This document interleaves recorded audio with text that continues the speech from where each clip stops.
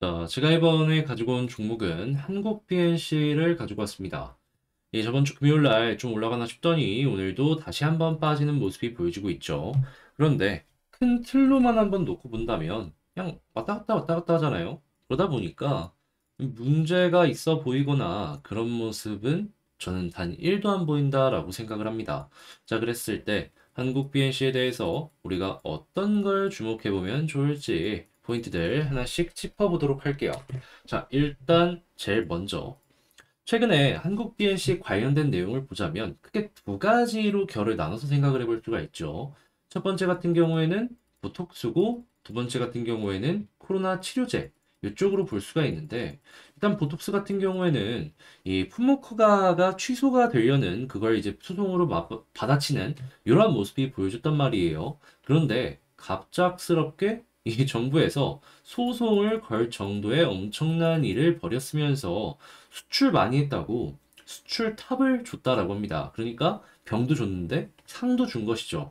자, 그랬을 때 우리가 생각을 해봐야 되는 게 지금 보톡스 요게 도대체 어떤 이유 때문에 소송까지 갔느냐 이걸 한번 고민을 해보면 좋은데 그냥 심플하게 말씀드리면 해외에 판매되는 이 제품에 대해서 한국의 식약처가 허가를 내줬습니다. 근데 이 해외에는 판매가 되는데 국내 쪽에는 아직 신청이 안 돼 있는 상황이거든요. 그러다 보니까 이 국내 쪽에 돌아다니면 안 되는데 해외 판매되는 제품이 국내에 돌아다니게 된 거예요. 그러니까 너희 우리 허가도 안 받고 제품 몰래 팔았으니까 그거 불법이야. 너희 갖고 있는 그거 품목 취소 시켜버릴 거야. 이런 식으로 식약처가 움직이게 돼버린 것이죠. 자, 그랬을 때 우리가 여기서 생각을 해봐야 되는 핵심이 뭘까? 이걸 조금 생각을 해보면은 제품엔 문제가 없는 상황이다.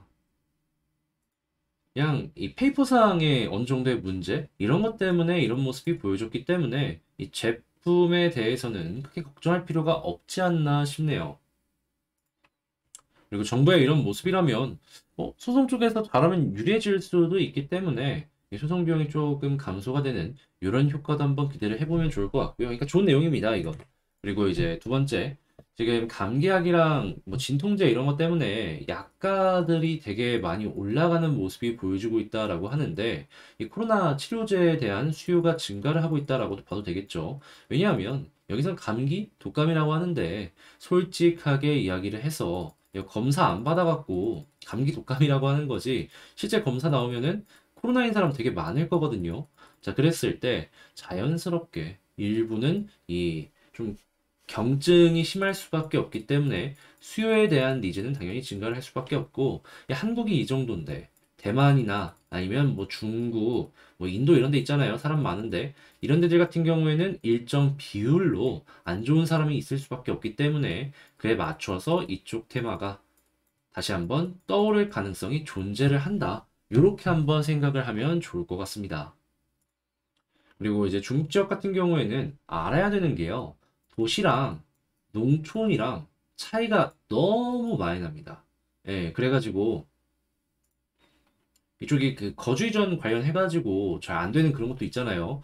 그러다 보니까 이 농촌에 대해서는 이제 사람들이 많이 신경을 안 쓰는 것 같은데, 근데 이쪽 같은 경우엔 투자가 너무 안 돼 있다 보니까 뭐 백신이나 이러한 부분에 있어서도 얘기가 많이 없다라는 게 있습니다. 그래갖고 정부에서도 처음에 이 코로나 완화했을 때 가장 먼저 얘기했던 게 뭐냐면 이 농촌 쪽에서 이 나이가 많은 노인층에게 백신 접종을 확대시키겠다라는 거였거든요. 근데 그게 얼마나 되겠습니까? 이제 중국도 위드 코로나 얘기하고 좀 어느 정도 퍼지고 이제 어느 정도의 후유증이 나오기 시작할 겁니다. 그때 한번 테마로 인해서 한국 BNC에 괜찮은 소식이 한번 들려오지 않을까 싶네요.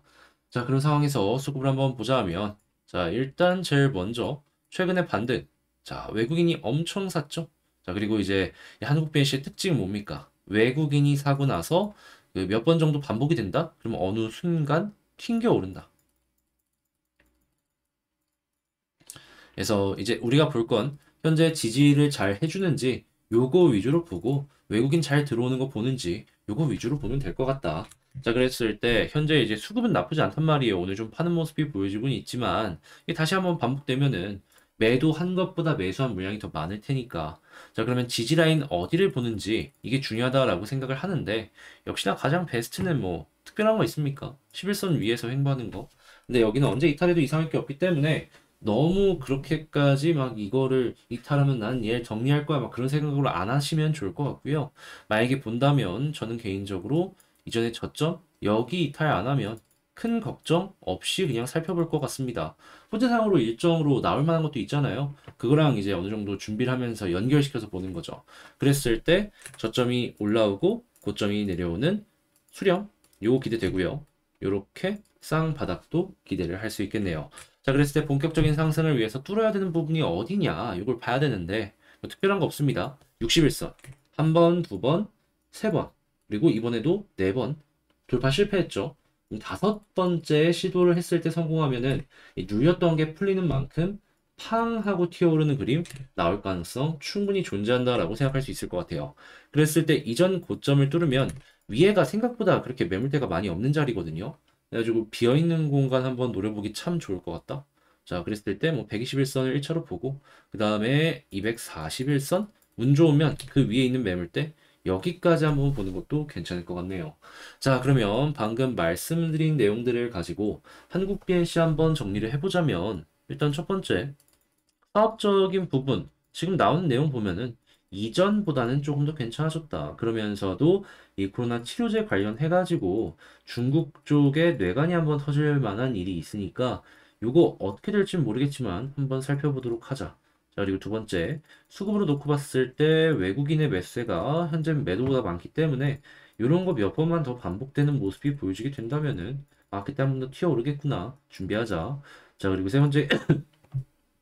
세 번째 같은 경우에는 차트상으로 이전에 저점 여기를 이 지지 라인으로서 생각하면 좋을 것 같고 자 그런 다음에 61선을 돌파하게 된다면 이때부터 상승인데 1차 120, 2차 240 그리고 여기마저 뚫게 된다면은 이 위에 매물대에 있는 12,000원 아래 여기까지 한번 생각해 보면 좋을 것 같다라고 말씀드리며 한국 PNC 정리를 마칠 수 있겠습니다. 자, 이렇게 한번 정리한 내용이 여러분들께 이제 좀 도움이 되었으면 좋겠는데 도움되었다라고 생각을 하신다면 구독, 좋아요, 알림 설정 한 번씩만 부탁을 드리고요. 자, 그리고 이 한국 PNC 말고도 이제 같이 공부할 수 있는 종목은 많습니다. 그런 걸 멤버십을 통해서 여러분들께 소개를 해드리고 있고 벌써 몇몇 종목들은 올라갔어요. 근데 안 올라간 친구들 역시도 지금 제가 최근에 다시 한번 보니까 수급이 괜찮더라고요. 그렇다는 얘기는 뭔 소리다? 가능성이 점점 올라가고 있다. 자, 그래서 이제 여러분들이 이런 것도 한번 보고 싶다라고 생각을 하신다면 얼마 안 합니다. 12,000원 치킨 한 마리도 안 된다. 이거 하나 보시면서 저랑 같이 어려운 시장 공부해 나가셨으면 좋겠어요. 자, 그럼 전 다음에 더 좋은 영상 다시 자, 그러면 전 다음에 더 좋은 영상으로 다시 인사드리도록 하고요. 이상 주식 정리해드리는 주정남이었습니다. 제가 좀 아파가지고 목소리가 이런데 이쁘게 봐주셨으면 너무 감사드리네요.